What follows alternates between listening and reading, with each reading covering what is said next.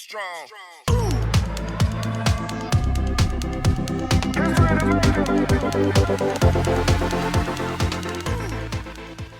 Hi, and welcome to Funny Minds. I'm your host, Lynn B. And I have my crazy co-host with me today. Edward Bess, how we doing? And how you doing, today, today we would like to welcome Jermaine Price. And Jermaine, he's got a lot of years of experience of unscripted television, and he's been nominated for a couple of awards. And he does some writing, interviewing, video editing. You've got a lot of credits to yourself, Jermaine. So welcome to the show. Hello. Hey, you got quite the resume. Yeah. Thank you. Tell the employers that's hiring out there that. Right? What we need to do, Jermaine, this is what we need to do, a corporate Jermaine Pro Day. Yeah. Jermaine Pro Day. You know, I like Pro Day. All the definitely. companies come out and watch you work, and they just they bid on you. Jermaine for hire. Here's the banner. Jermaine for hire. Exactly. Hire Jay Price. Yeah, hire Jay Price. That's why I named my email that. Do you? That's specifically for work. Oh, okay. Opportunity and Hell things like that. But so how y'all doing today? We're doing great. I mean, in my neck of the woods, I'm in Jersey, so it's overcast and it's yucky, which is normal for Jersey. What part of Jersey? I'm in Upper Morris County, New Jersey. Okay. I listen to Sway in the Morning a lot, and Heather B is on there, and she's a Jersey girl. So they talk about Jersey a lot. Yeah. So does a lot of people. Yeah. It's a tough And then state also another radio host I listen to. He does a show called Woo Wednesdays, but he has a event in Hackensack because he got his own beer. So he does he just has an event in Hackensack. So yeah. Okay. Hey, that's where I was hatched. Hackensack Hospital. Hackensack Hospital. Yes, Hackensack. you were. I'm down here in Tampa, Florida now. I've been here 25 years, and I love every day of it. But I was born in Hackensack. That's amazing. Hackensacky. Made I'm the great originally escape. from North Carolina. Oh, I love North Carolina. Small town, Forest City. But we say, when I pronounce it, I say Forest City. Like it sounds like either farce or far. But it's forest. It's actually forest. Forest city. Did you go to school Was there down a lot of forest there? It was. There is. It was Yeah. a whole lot. It is. So yeah, I went to school there, born and raised, lived there for most of my life, honestly, until I moved up here in 2012 to Illinois, Chicago. So yeah. So That's what how got my you? family is. What got Sorry. you into all of this? Television, doing the scripting, and you do commercials and stuff like that. And what got you into all of this? I think it's so. I always say when I do music, Yes, yeah, you me too. do music too. I was going to bring that up, but I was waiting. Okay. But that is always like the core of what started my journey. Growing up in Forest City, North Carolina, the biggest idea that I had was listening to the radio station, and Power 98, WPEG, Power 98, they were the morning show. We had one radio station. We was one of those cities with one radio station that was in Charlotte. And my goal, once I realized that I could go to school, that I wanted to be on the radio. So I was a 25-year-old high school dropout with a GED working at Burger King, sweeping the parking lot. And it dawned on me that I was 5 years from 30 and I didn't have a plan for my life. Mm. And I was Goes by real quick, right? it hit me. I'm like, whoa, I'm going to be 30 in 5 years. And so I went back to school at the local community college in the area, Isothermal Community College. And I found the broadcasting program, which, you can do radio or you can do video. And I was initially going to start radio, but then with video, you need professional audio. So they go hand in hand. Yeah. Once I started the video classes, I'm like, this is what I want to do. Tell stories, just being able to have an idea in your head that can actually, you can bring to life and like see it right before your eyes. You know, I don't have any children, but it's the closest thing I can think of. It's your baby. Life. So yeah, that's what got me started. My love for music got me started, and then I picked up a camera, and then I was really good, just naturally, talker, all that. And I didn't know I was smart either, you know, because as I told you, I mean, I was a high school dropout. You know what I'm saying? Jermaine, you're funny. I didn't know. You know, I was a slacker in high school. You know, my last couple of years, I was really I started working early, so I was making a couple of dollars, and just from the area I was from, you know, it wasn't really a lot of opportunities. Like, this is like, we talking super small town. We rode our bikes. You know, you go and find something to jump over with your bike. Yeah. You know, I wanted to do deal. You know, just riding. You know, like that whole like Stand By Me vibe. Oh yeah, oh yeah, oh yeah. It was really like that. You know, like what can I get into next? What can I get into next, but not get in too much trouble? You know. Yeah, yeah. So yeah, when I found the camera, it changed everything. And then, like I said, I didn't know I was smart, so I started doing good in school. You know, I was doing good in school. My teachers kept telling me I was a leader, and they were like, "Oh, nah, you really amazing at this." And I'm like, "Really? It seems."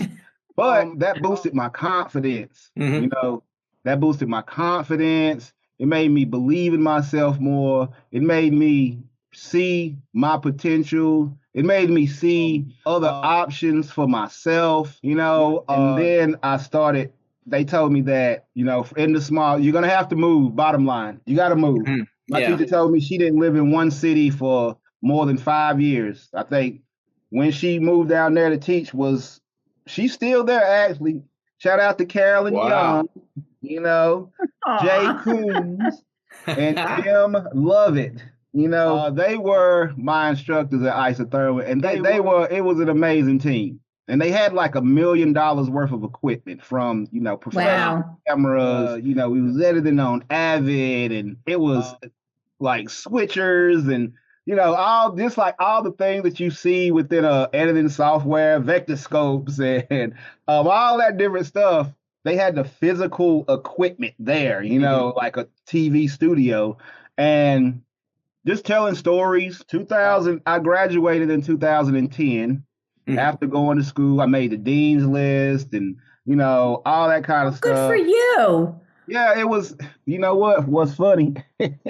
Hilarious. I even still have my tassel. I graduated with honors. Yeah.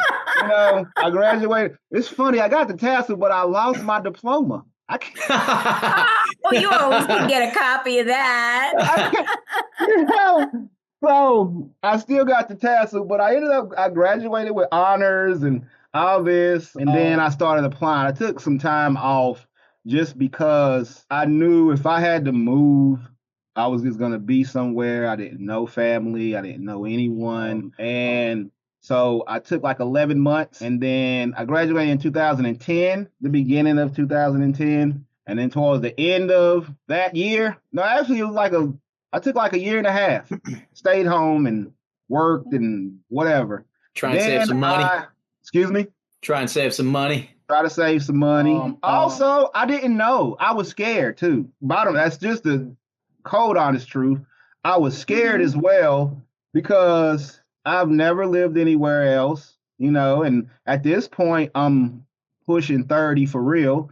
And so it took, you know, so at the end of 2011, I started applying for jobs, and it was just like a lot. I was applying every day, like 10 applications. I made a website, J Price for Hire. I really did that. I really did that. And you can go on my website. Yeah, really? At the time, it was innovative. You know what I'm saying? Oh, yeah. At the time, it was innovative. You know, I had my own website. I had my content up there. It wasn't a lot. It was my school projects, you know, but I had my resume. You could download my resume. I had a short bio about myself, a little background, you know, and then one day I got a call, And they was like, you applied for a job at the Judge Mathis show? And I was like, did I? I don't know. I'm just in here. That's a great way to answer somebody. What? Did I? Well, you know, it didn't say Judge Mathis either, though. It said A&D Syndicated Productions Incorporated, and then it had a job description because it was, you know, multiple umbrellas.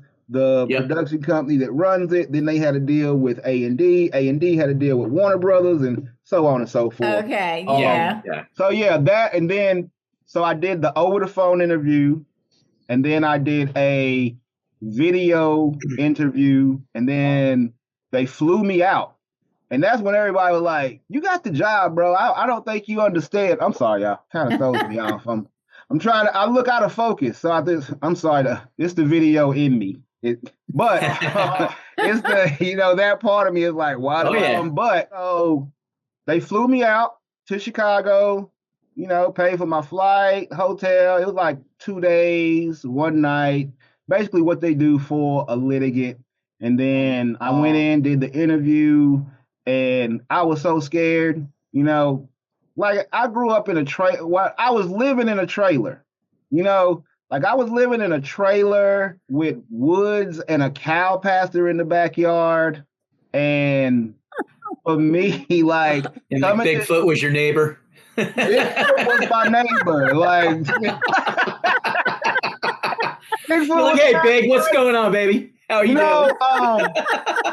And coming out from that, where the closest corner store is a 20-minute drive on a country mile, to having to really look up at these buildings. Right. Like, it was so mind-blowing.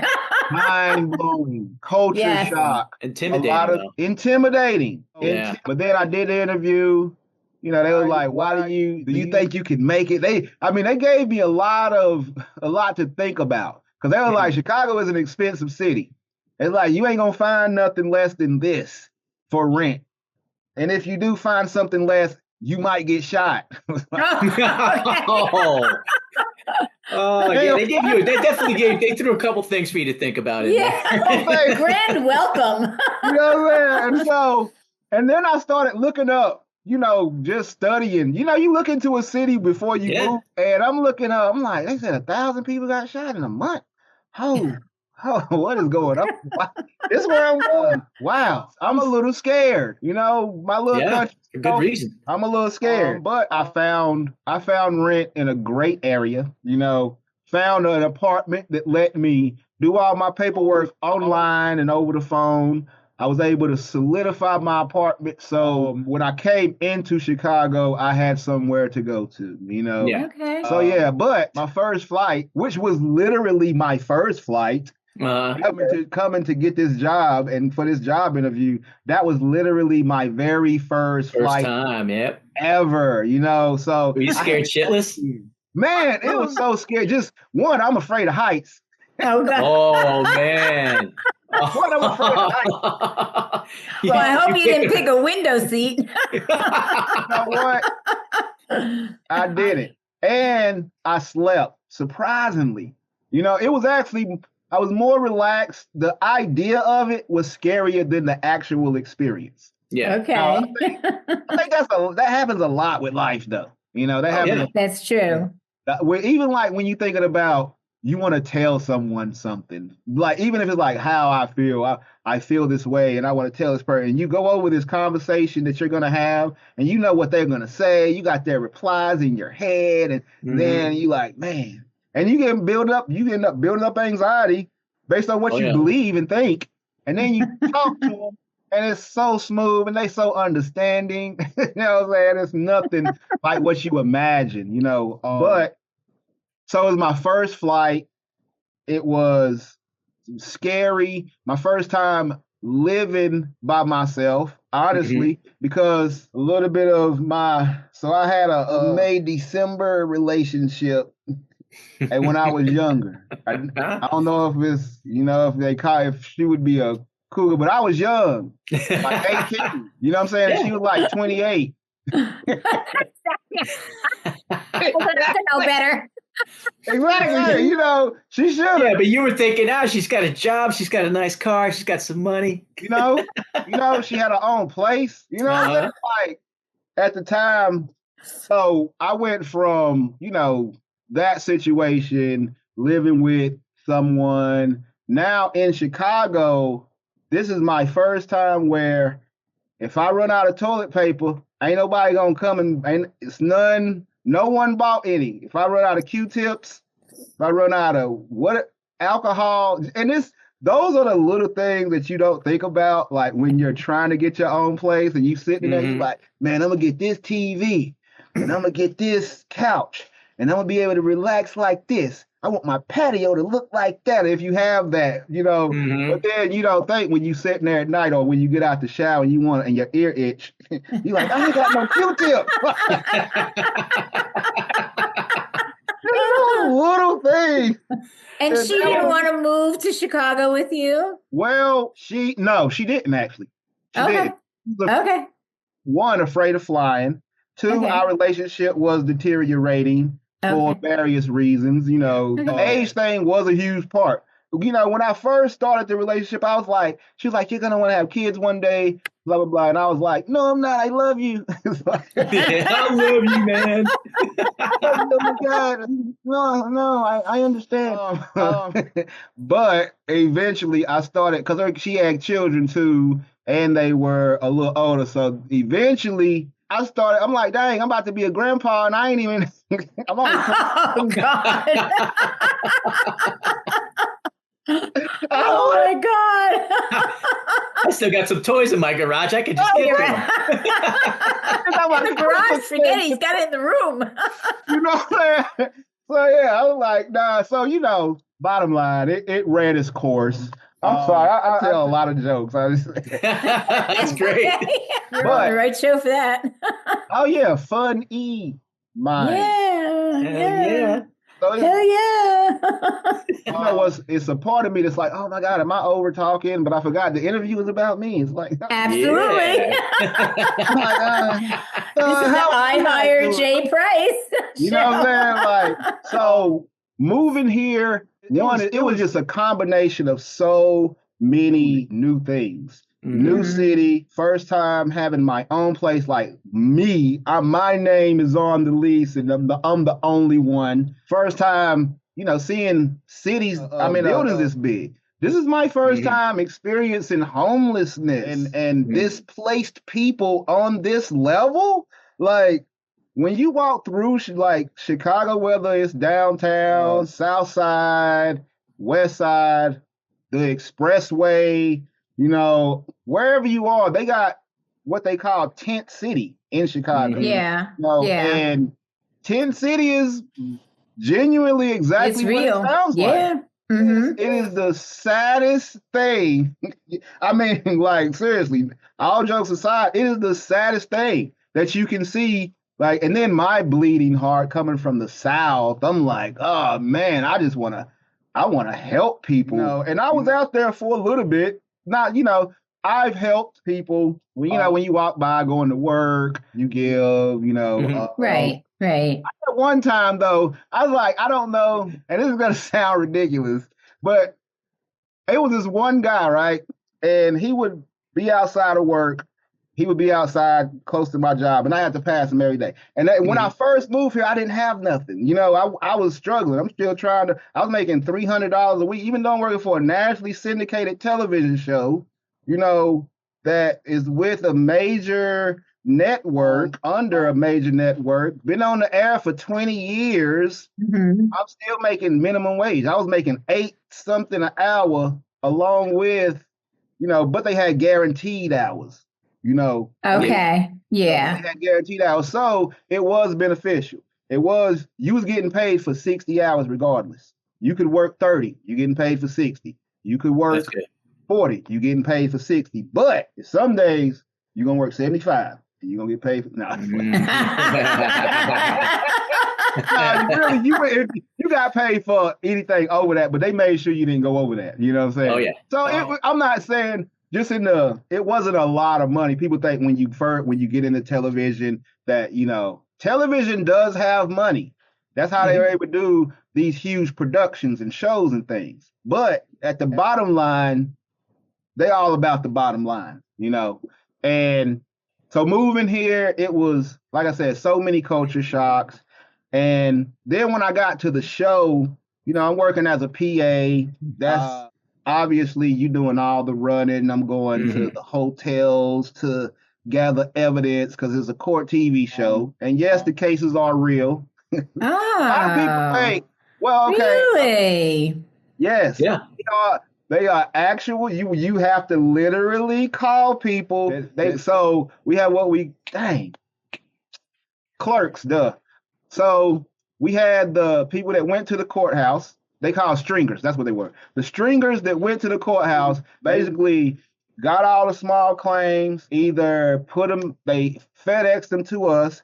We go through them, look at the relationship. So you can read the claim. You can tell, like, this is my cousin. They, you know, ran up tickets on my car and I want them to pay. This is my ex and they didn't pay me back for this. It'll tell you the relationship most of the time on the claim, those types of things. So when you see a claim that has a close relationship, they suing for child support, they suing for personal debt, they suing for return property. I mean, you can't get the property back. We can't enforce the property to be returned, but we can give you the monetary value if you're willing to take that.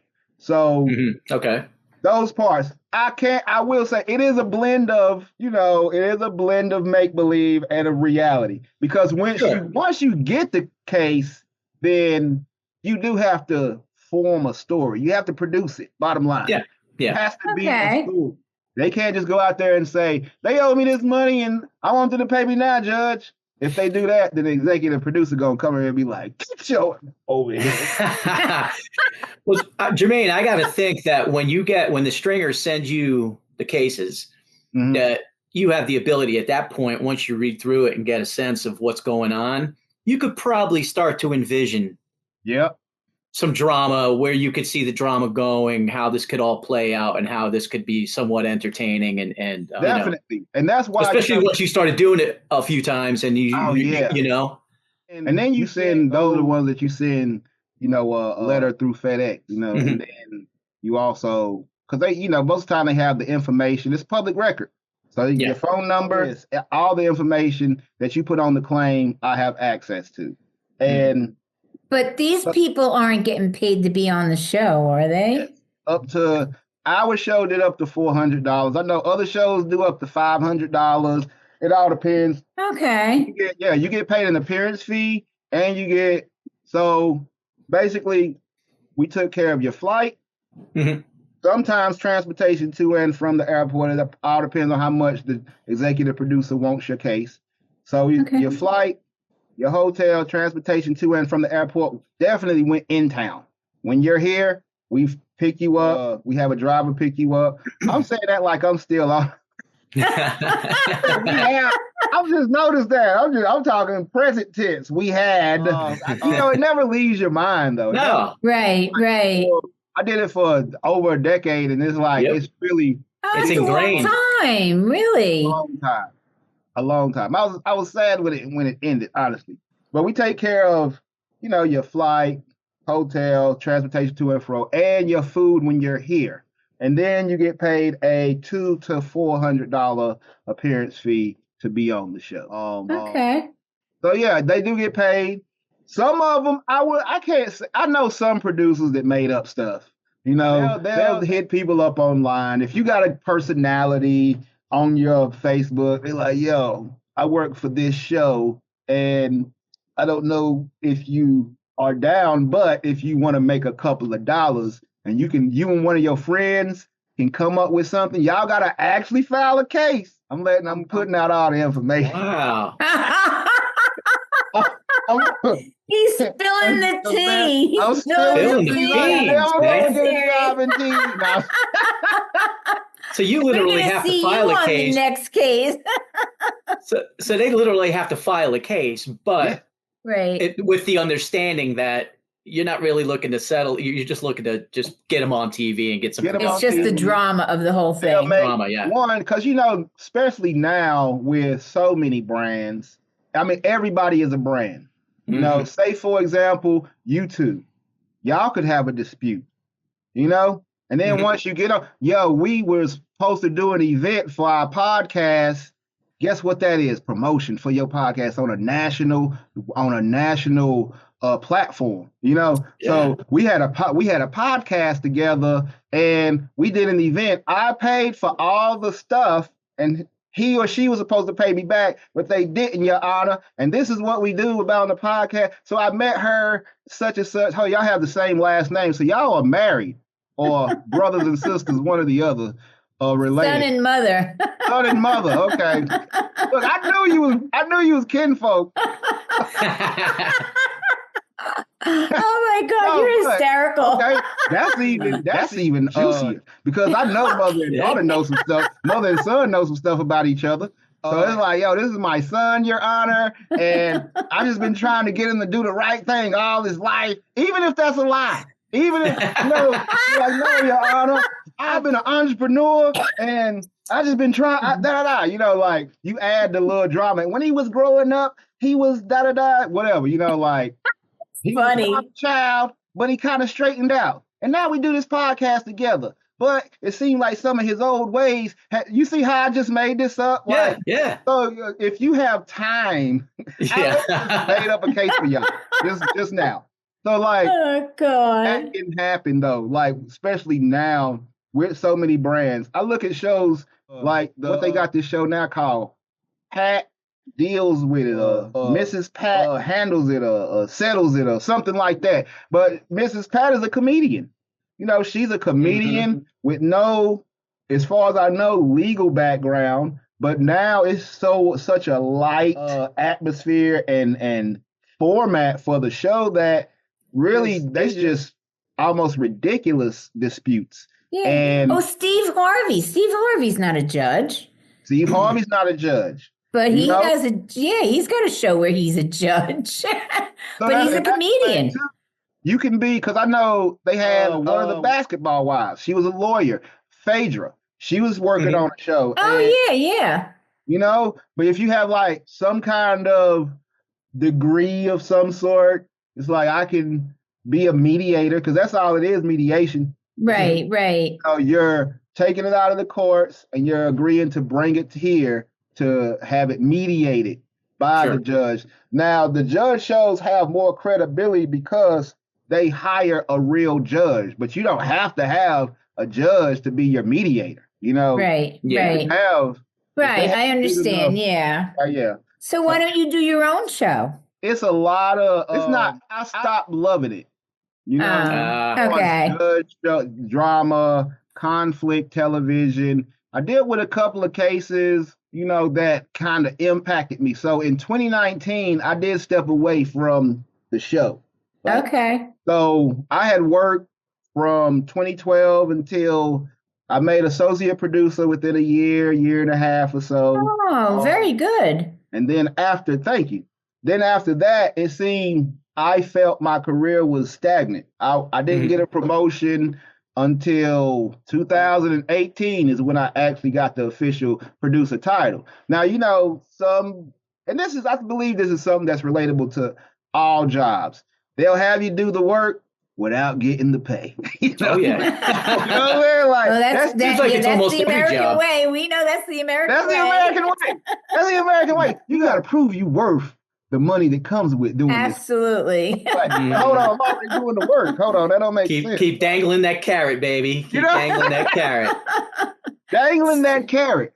So for years, I felt I was sitting back at the show and I'm watching people come in and get promoted to producer within a year, within no experience, and this is where my confidence and a little bit of my insecurities came in, because one, as I said, high school dropout, GED with the community associate's degree from a community college. Everybody else at the show had master degrees and bachelor degrees from Columbia and Northwestern and University of Chicago. So in my mind, they're more qualified. And that justifies why they're getting the promotions, da da da da da. You know, after a while, I'm like, they were having me produce cases. I was producing my own cases. It wasn't like I was producing my own cases. And then without the title and without the money. Without the title and without the money. But then, you know, when you go to them and say, yo, so I saw a slot open up. When is a slot opening up? That was another thing because in Chicago, you know, television jobs are far and few in between on a consistent basis. So a lot of the people on the higher, you know, senior producer, supervising producer level, they weren't moving. They've been there since the beginning. Yeah, so why not go to New York or California? Why stay in Chicago? That's a great question. And honestly, I can't. I'm a creature. I think, I guess that's the creature of habit in me. And I work with a nonprofit here and we do things in the community. So I've drawn attachments to Chicago, which is I shouldn't have. Because when I first came here, I was like, I'm going to stay here for 5 years tops. And that's it. And guess what? It's been 10 years. Yeah, but you know what happened? I know what happened because it happened to me when I went to Chicago. What? I had one of those damn Chicago beef sandwiches. And fell in love with it. That was it. I was like, man, I don't want to go home. This sandwich is way too good, man. Yeah, you know, the food is good. I do love Chicago. I'm not gonna lie. It is my second home. Okay. I realized when I was walking down the street one day, and it felt like I was in it felt like the feeling felt like I was in North Carolina. And then when I looked up and looked around, I was like, oh, I'm in Chicago. I'm like, nah. Well, the weather would tell you that because you have a very different weather between the two states. This is a hot summer day, you know. Oh, okay. This is a nice summer day. But that's when I realized it has that home feeling for me, you know, now. So, now I am definitely entertaining, you know, moving to a different market. I'm definitely entertaining moving to a different market. What would be your ideal situation right now if you could create anything? What direction would it be to stay where in some type of genre like you were in, or you want to go in a whole different direction? I want to go in a whole different direction, you know, because I'm an all-around creative and I have scripts. I'm an idea person. You know, and I want my own network. Oh, you know, why not?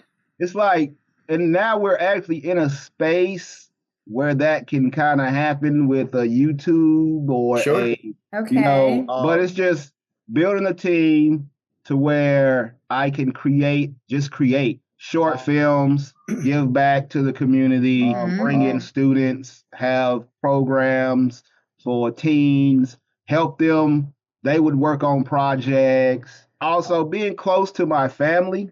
Because my mother, I mean, she's not in bad health or anything, but she is moving towards her late 60s. She's moved past 65, you know, which is moving closer to 70. And as that happens, I feel like I want to be, if I could be a few hours drive away as opposed to a flight, that would be ideal, where I can pop in for a weekend, see my nieces and nephews, because that was something major for me when I moved away, to not be a stranger. Because I had uncles that lived in other cities growing up, never saw them. My uncle, I didn't, like, they were myths almost. Like, seriously. Like you had to have a sighting? Yeah. And like Uncle Johnny lived in California, and Mama would tell us stories about him and stuff like that, but he moved out there when he joined the military. And he got married, had kids, and all that kind of stuff.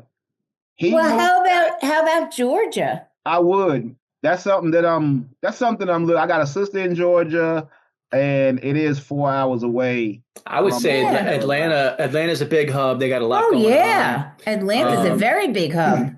Definitely close enough to Carolinas. I just gotta buckle down and do it, you know. That's the thing. You get caught in the cycle of surviving, paying your bills, and that kind of stuff. Oh yeah. And you look up, and you're like, oh, wow, 2 years passed. What happened?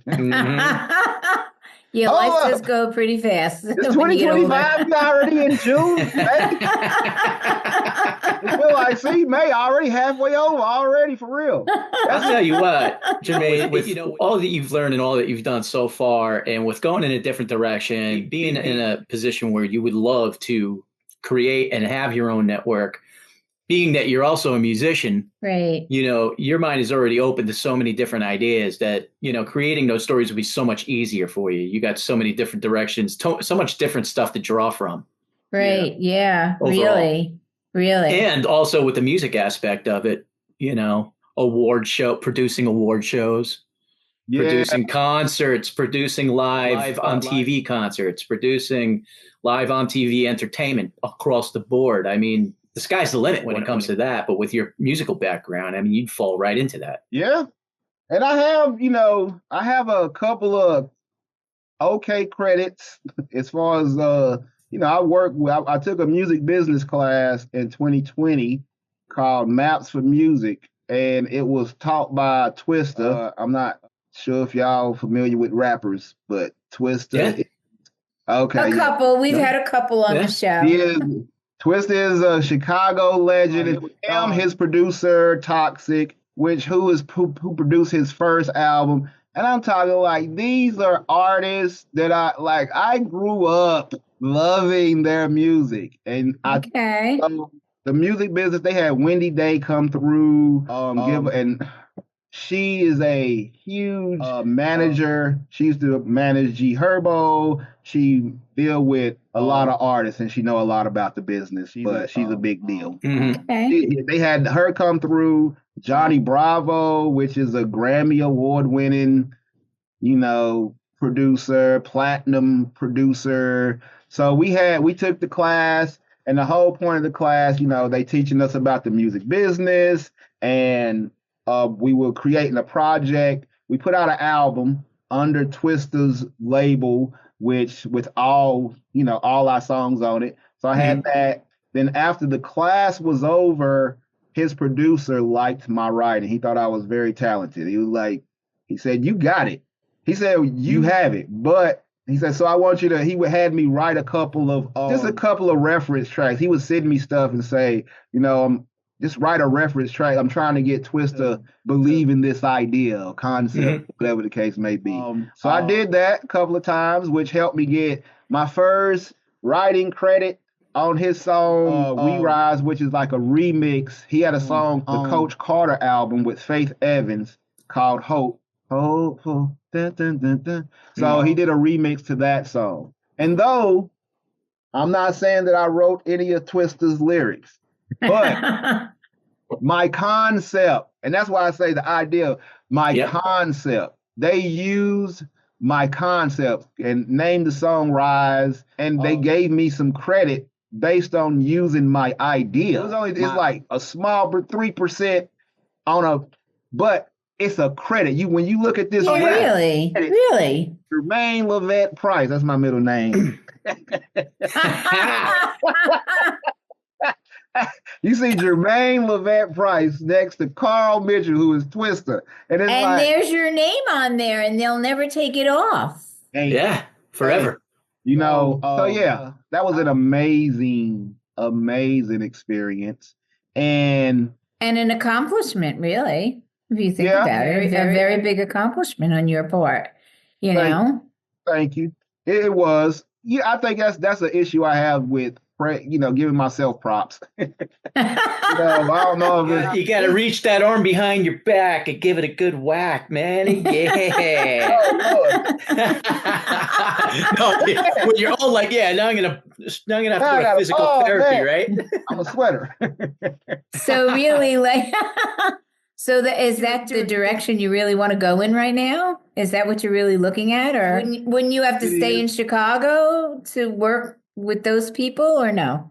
Well, okay, so they have a show coming up called Beats and Bars, and I just entered the audition for that. So the show, I'm not sure. So Sway Calloway from, Sway's Universe, MTV, him and another producer named Nails, they basically putting out a show. They going city to city, called Beats and Bars. The concept of the show is it's going to be rappers and producers, and basically the audition is you can rap or you can put some beats. I do both. I make beats. So I entered one of my songs that I produce myself. If you get on the show. So that right now I believe they just left Dallas. If you get on the show and make it, you'll have to live in a house with the other artists. Artists like the lyricists are paired with a producer, and you're tasked with creating a project. The winner of this, whoever has the best project, get to split $250,000. So it's $125,000. Okay, that's nice. Yeah. So, and then also a bunch of perks, studio time. Mm-hmm. Oh God, yeah. They got perks. $125,000. So I entered that. You would have to. It would be like 8 weeks. Mm-hmm. So that's something that I'm promoting. I do have a couple of releases that I'm going to drop. I have a song called Motivation that I'm going to drop. And I think what I realized, music, it was my first love and it's going to be my always love. I tried to stop. Right. I tried to stop, and I'm like, I'm not making nothing out of this. I might as well, especially when I was in television, and then with the things that was happening, I was deep in it. I did a couple of more jobs. I worked with, some White Sox game. I worked some Cubs games.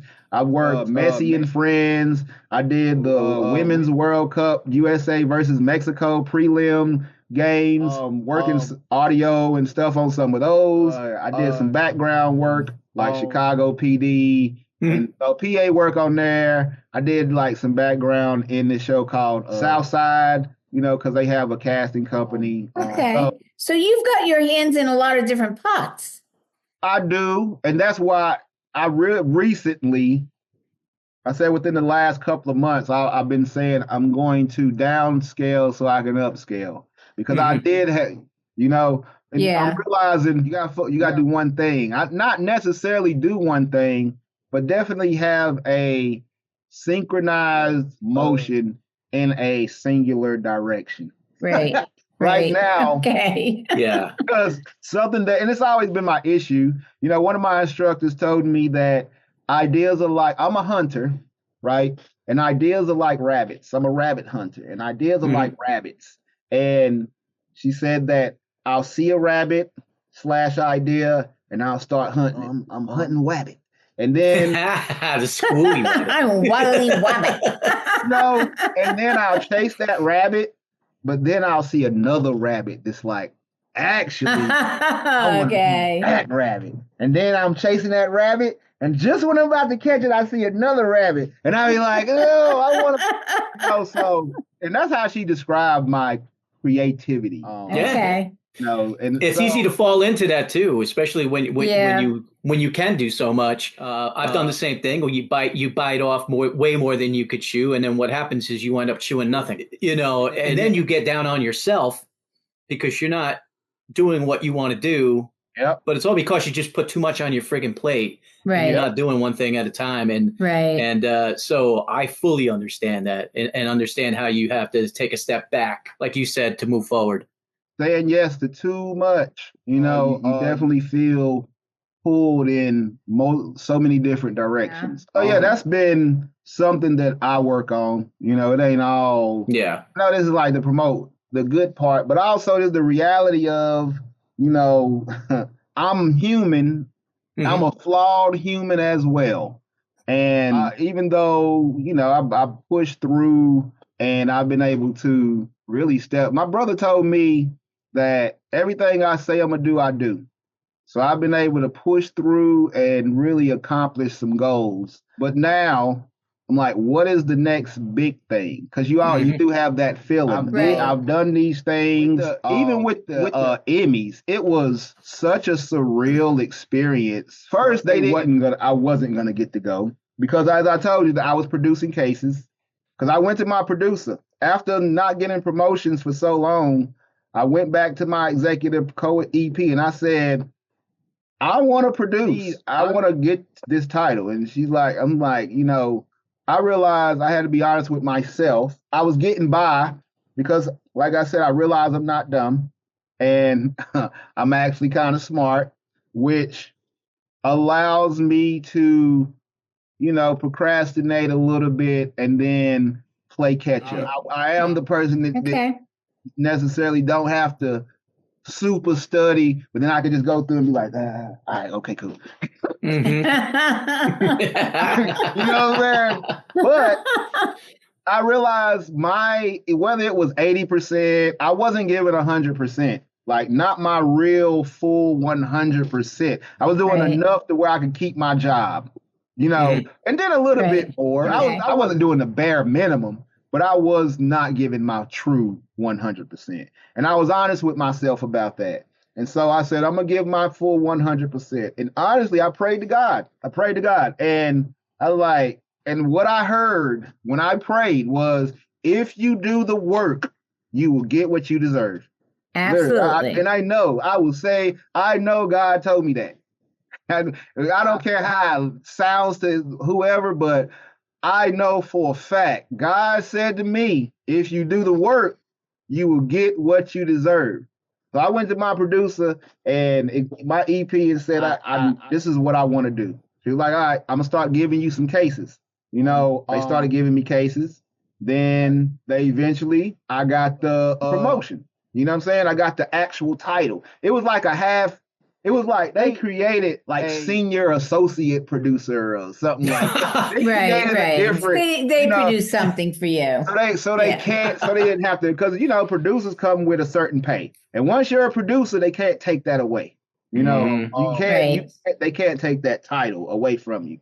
And it comes with, certain standards after that. And producers are treated on a different level. Oh, yeah. Bottom line, even when it comes to the award shows, because the first year that we won an Emmy, I was an AP, and I was like, yeah, we won, yeah, that's what's up.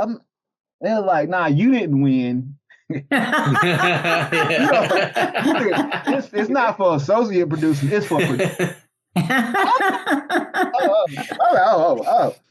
Jermaine, you clean the footballs, okay? Tom Brady won the Super Bowl. You just handed him a football. I'm like, So then the second year that I went up for it, they had to go and check. So I had produced enough cases, and then when they start, the Emmys came around, they was like, yo, we're going to go to the Emmys. They brought all the producers in, and they were like, we're going to pay for this, and da-da-da, this is where we stand. And I'm like, yo, why y'all ain't telling me? They said, well, you didn't produce enough cases to qualify to go. You have to produce a certain number of cases, for the season before you can qualify to be able to go and be under the, get a producer credit. I'm like, nah, I know for a fact that I have. Y'all need to go and check the numbers. And they went and checked. They called me back in. They said, oh, we checked and you was right. You actually have produced enough cases where you can go and you can have a producer credit and get an award. You can get that credit, that nomination. And that happened 2 years in a row. Not them forgetting, but just that, we were nominated 2 years back to back. And then I went, honestly, that was the most surreal moment of my life. I feel like just walking the red carpet, like you're really right there. It is bigger than life. It is. It's not what you think.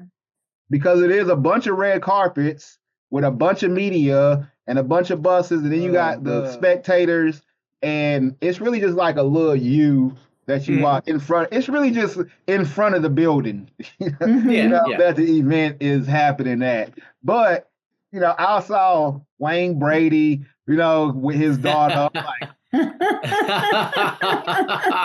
was like, this is before I used to watch the Wayne Brady show. I was a Wayne Brady show guy. This is a little bit after he did the Chappelle skit. So I'm like, is Wayne That was hilarious. Oh God, yeah. But Whose line is it anyway? I mean, it's like one of the greatest shows ever. Yeah, and when you work in television, they make you feel like you a professional. You're not a fan. You work here. You work in this, so you should treat these people on the same level as if don't fan out. Bottom line, don't fan out. Yeah. And it was just amazing seeing. I saw Victoria from the stories. I don't know if y'all say the stories, but my mama used to watch the stories. Yeah, General Hospital, One Life to Live. Yeah, all that. She used to watch The Bold and the Beautiful and all those shows.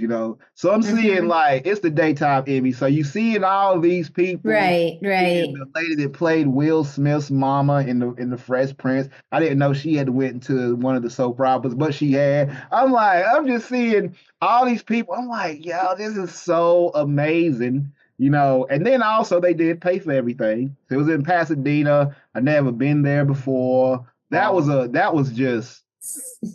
of the best moments. So that was a highlight in your life, really a highlight. Yeah, super highlight. And I think that when you have like those super highlights, it makes it kind of harder when you have the low lights. Yeah, it does. Yeah, but the highlights help you get through the low lights. They do. It does. You just say to yourself, I need to get back there. I need to get back there.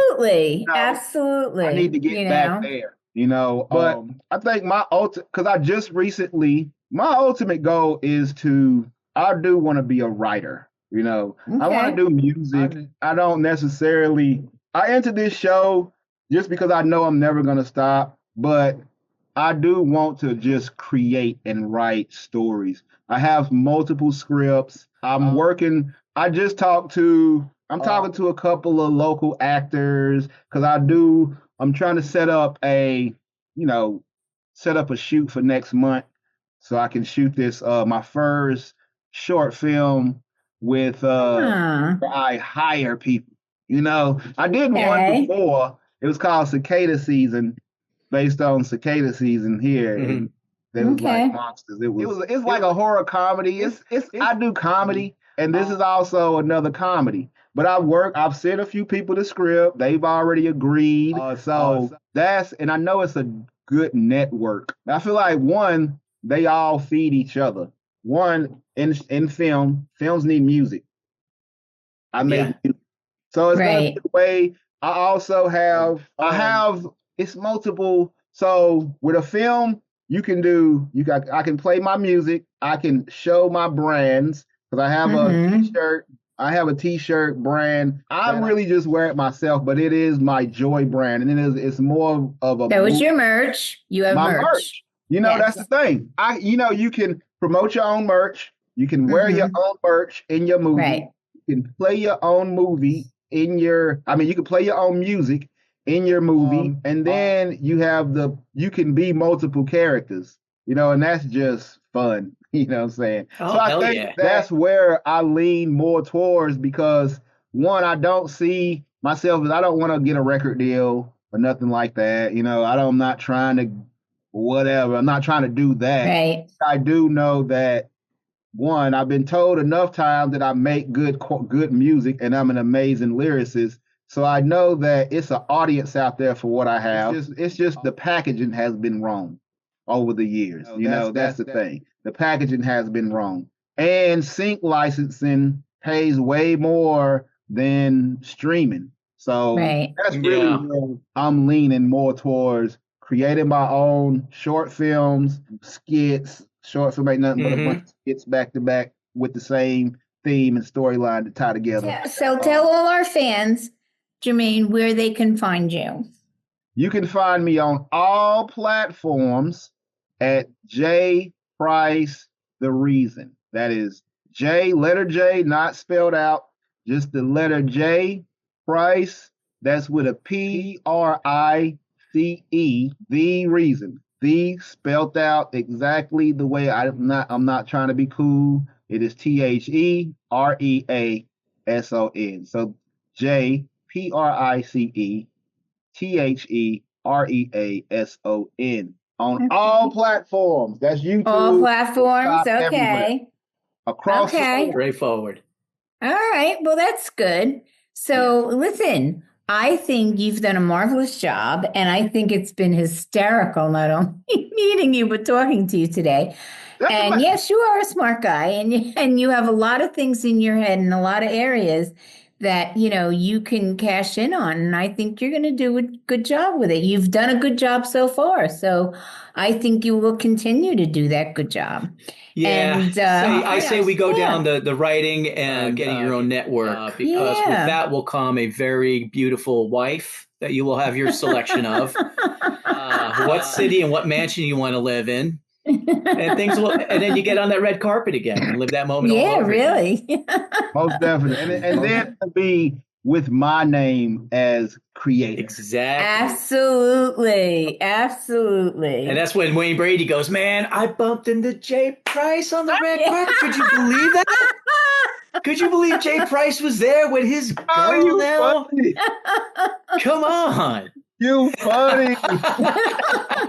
But I really appreciate you being on the show today, Jermaine. I really had a lot of fun with you, and I learned a lot of good things about you. And we're going to be watching. We always watch everybody that we have on the show, and eventually we bring them back because maybe they've done new things, and we want to let the fans know, hey, here's Jace, and he was on last year, and look what he's doing now. So, we just like to keep track of people on the show. We're almost 3 years into it, so we will keep track of you.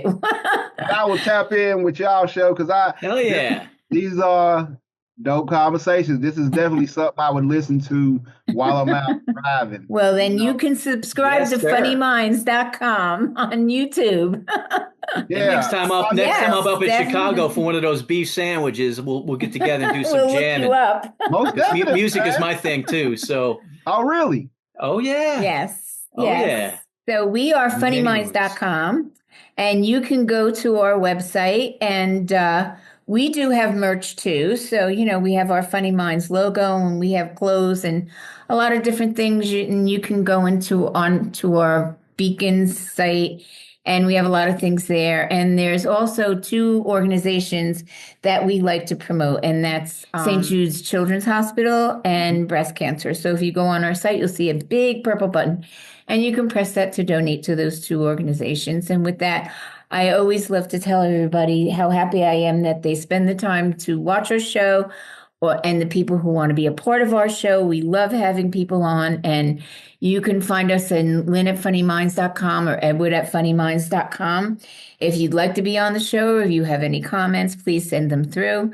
And again, Jermaine, I absolutely love the idea that you're on the show today. And I love to tell everybody that laughter is the best medicine, because without it, where would we be in life? You got to have the laughter, right? Yeah. So with that, I'm going to say goodbye. All right, farewell. And I wish you the best, Jermaine. I really wish you the best. Jermaine, thank you so much. Yes, taking the time, man. Definitely. I appreciate you for having me. You just keep doing what you're doing and keep crushing it, man. Yes, absolutely. So just remember what he said. If you put in the work, you will get rewarded. Yes, you will. And with that, gotta do the work. We're going to say goodbye now. Jermaine, thank you, my friend. Bye-bye. Bye.